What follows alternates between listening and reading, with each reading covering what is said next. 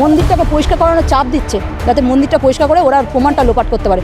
এই চাপটা কনস্ট্যান্ট আমাদের উপর আছে। যেই মেয়েদের র্যাপ নামিয়েছে আমরা তখন হই হই করে উঠেছি যে কেন আমরা কি কেউ মানে মারপিট করছি, মার্ডার করছি, যে আমাদের উপর টর্চার করতে আসছে ওরা। কিছুক্ষণের মধ্যে আইসি সাহেব এলেন। আইসি সাহেব ফার্স্ট এসেন ভিকটিমটাকে সাইড করে দিলেন। বিজেপি করি ওনার পার্সোনাল কোনো রাগ আছে, ক্ষোভ আছে, সেই ক্ষোভটা আমার উপর উগড়ে দেওয়ার চেষ্টা করলেন। এসেই ফার্স্ট ওনার বক্তব্য হলো সুশোভন করেছে এটা। সুশোভন তুই করেছিস এটা। সুশোভন রায় আমার হাজবেন্ড। বিধায়ক ওখানে বিধায়ক দাঁড়িয়ে দেখছেন এটা। বিধায়কের সামনে পুলিশ ফোর্সের সামনে হয়েছে এটা। আমরা মন্দিরটা পরিষ্কার করবো না যতক্ষণ আমরা বিচার পাবো। দেখছি বিশাল পুলিশ বাহিনী রয়েছে, সকাল থেকেই পুলিশ রয়েছে।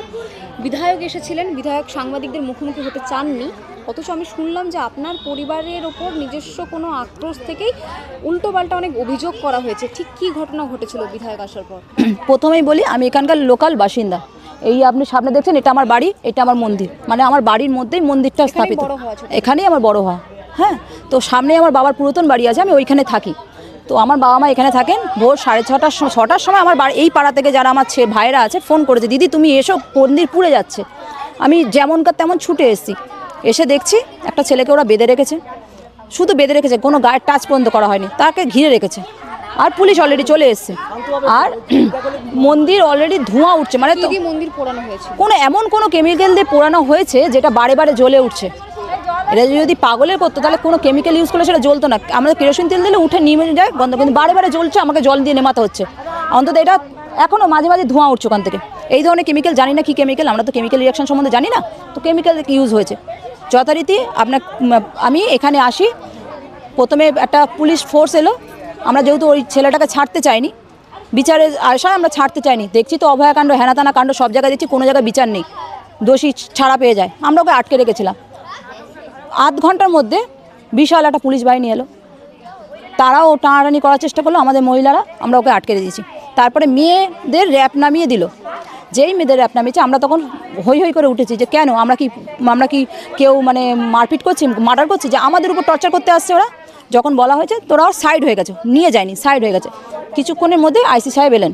আইসি সাহেব ফার্স্ট এসেন ভিকটিমটাকে সাইড করে দিলেন। উনি মন্দির দেখলেন, কিচ্ছু নয়, উনি জাস্ট এলেন, টেনে হিসড়ে ওনাকে বার করে দিলেন। মন্দির দেখার আগেই বার করে দিয়ে উনি যখন আমরা সবাই মিলে ওনার উপর চেপে ওনাকে ঘিরে ধরেছি, উনি তখন মন্দিরটা এসে মন্দিরটা চারদিক দেখলেন। এবং আমরা যখন সবাই মিলে ওনাকে প্রশ্ন করলাম যে আপনি কেন ছাড়লেন, তখন বলছে আপনিও একা মানে আপনার আবেগ আছে, আমাদের আবেগ নেই। আমি আপনার অবশ্যই আবেগ আছে, আবেগ থাকলে ওখানে ছাড়তেন না, আগে আপনি মন্দিরটা দেখতেন, তারপর ওনাকে নিয়ে ডিসিশন নেওয়া হতো। এই যে বিধায়ক আসার পর আপনার পরিবারেরই একজন সদস্যকে একবারে অভিযোগ করা হয়েছে যে আপনিই করেছেন মন্দিরে। আমি বলি হ্যাঁ, অবশ্যই আমার হাজব্যান্ড, আমার পরিবারের কেউ নয়, আমার হাজব্যান্ড। আমরা হচ্ছে বিজেপি কর্মী, উনি বিজেপি কর্মী, আমি বিজেপির যাদবপুর সাংগঠনিক জেলা মহিলা মোর্চা ভাইস প্রেসিডেন্ট। আমি এখানে রাজনৈতিক রং লাগাইনি তখনও পর্যন্ত। কিন্তু যখন বিধায়ক এলেন, বিধায়ক এসেই ফার্স্ট বললেন এটা সাম্প্রদায়িক করানো হচ্ছে। এত বছর মন্দির ভাঙেনি, আজ হঠাৎ করে মন্দির ভাঙা হচ্ছে, পোড়ানো হচ্ছে, নিশ্চয়ই এর পিছনে রাজনৈতিক রং লাগানো আছে। জিনিসটাকে অন্যদিকে ঘুরিয়ে দেওয়ার চেষ্টা করছেন বিধায়ক। যেহেতু আমি বিজেপি করি ওনার পার্সোনাল কোনো রাগ আছে, ক্ষোভ আছে, সেই ক্ষোভটা আমার উপর উগড়ে দেওয়ার চেষ্টা করলেন। এসেই ফার্স্ট ওনার বক্তব্য হলো সুশোভন করেছে এটা। সুশোভন তুই করেছিস এটা। সুশোভন রায় আমার হাজব্যান্ড, বিজেপি কর্মী, ওই করেছে এটা। আমি দাবা করে বলছি ওই করেছে। এবং আজকে রাতের বেলা ওকে আমি অ্যারেস্ট করিয়ে ন্যাংটো করে এখান থেকে নিয়ে যাবো, এই ধরনের ওয়ার্ড উনি ইউজ করেছেন। শুধু তাই নয়, সুশোভনেরকে উদ্দেশ্য করে কি করে এতটা নিশ্চিত যে আপনার হাজবেন্ডই এই কাজ করেছেন? উনি এই জিনিসটাকে উল্টো দিকে ঘুরিয়ে দেওয়ার চেষ্টা করছেন। উনি চাইছেন এটা সাম্প্রদায়িক করানোর চেষ্টা করছেন। আমরা কিন্তু এটা সাম্প্রদায়িক করানোর চেষ্টা করিনি, আমরা দোষীর শাস্তি চেয়েছিলাম। উনি এটা সাম্প্রদায়িক করার চেষ্টা করলেন, এসেই মাত্র। শুধু তাই নয়, সুশোভনের চরিত্র নিয়ে সমাজের মাঝখানে উনি উল্টোপাল্টা কথা বলেছেন। সুশোভনের 4টে বিয়ে, 5টা বিয়ে, এই ধরনের কথা উনি বলেছেন। উনি অ্যারেস্ট করে নেবেন, ওকে বলছে তোকে আমি হাড়ে চিনি, হাড়ে মজ্জায় চিনি, এই ধরনের ব্যক্তিগতভাবে। লোকাল এমএলএ, আমরা লোকাল লোক, ওনার চরিত্র সম্বন্ধেও আপনি জানি, উনিও আমার চরিত্র সম্বন্ধে জানেন। যেহেতু এখানে কথাটা ঘোরাতে হবে না, ব্যাপারটা ঘোরাতে হবে, জিনিসটা অন্যদিকে ঘোরাতে হবে, সেই জন্য পুরো ডাইরেক্ট এসে সুশোভনের উপর চার্জ হলো। এই পাড়ার মেয়েরা কিন্তু সবাই মিলে সুশোভনকে প্রোটেকশন দিচ্ছে। এবং শুধু তাই না, ওকে যখন অ্যাটাক করা হয়েছিল, ওকে মারছিল, তখন মেয়েরা টিএমসির লোকেরা, টিএমসির কিছু লোকাল লোকেরা সুশোভন গায়ে হাত দিয়েছেন। এবং এই ঘটনা এই কিছুক্ষণ আগেই হয়েছে। হ্যাঁ, ওই সময় বিধায়কের সাথেই। শুধু তাই না, আমার বাড়ি পরশুদিন একটা বিয়ে গেছে, পরশুদিনের আগের দিন একটা বিয়ে গেছে। আজকে আমার বাড়ির মানে যিনি আমার দিদি হন, তার মেয়ের ধুলপায়ে লগন আছে, সেই নিয়ে এসেছিলেন। এবং আমার কিছু গেস্ট, আমি যেহেতু বিজেপি করি, বিজেপিরও তো কিছু বড় বড় নেতৃত্ব আমার গেস্ট হতেই পারে।